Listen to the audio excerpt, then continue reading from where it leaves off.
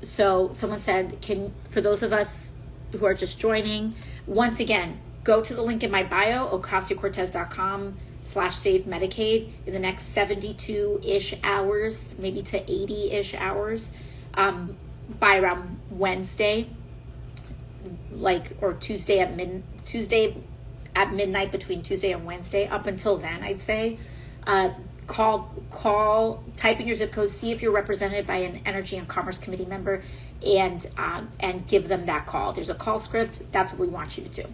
So thank you all so much. So deeply appreciate it. And now I'll see what kind of questions you all have. I'll try to take maybe one or two.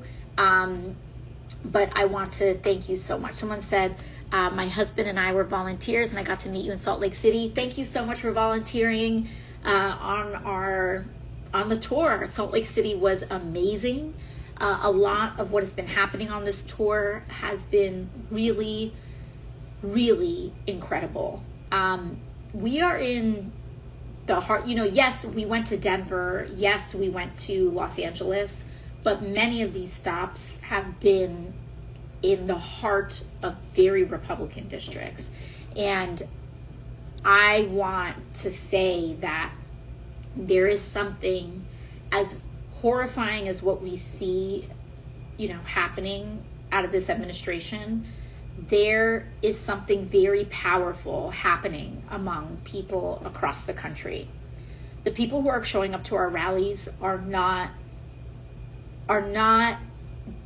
the people that we're not solely the people that historically come to our rallies. There's plenty of those, and we're so deeply excited to every single person, whether you have been following and been supportive for years, or whether you're just tuning in to politics and what's happening right now.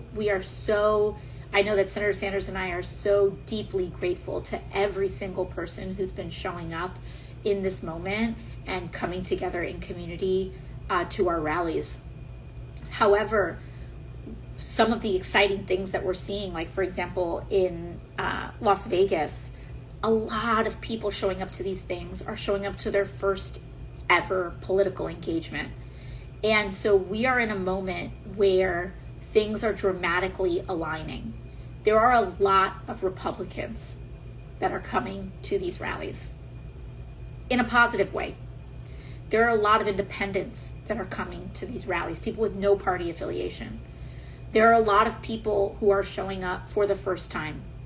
I think in Las Vegas, 50% of our RSVPs were brand new. That is kind of unprecedented in politics. And I am deeply, deeply hopeful despite the horrors that we are seeing right now. It is working. What this administration is trying to do is because they actually do not have the capacity to fully enforce the deportation machine that they are threatening. They are taking a Wizard of Oz kind of approach, which is an approach of mass intimidation and an approach that will be as televised as possible. Their goal is that if you make an example of 3 people, then millions of people will sit back and stop. They have done this on Palestine with the detainment of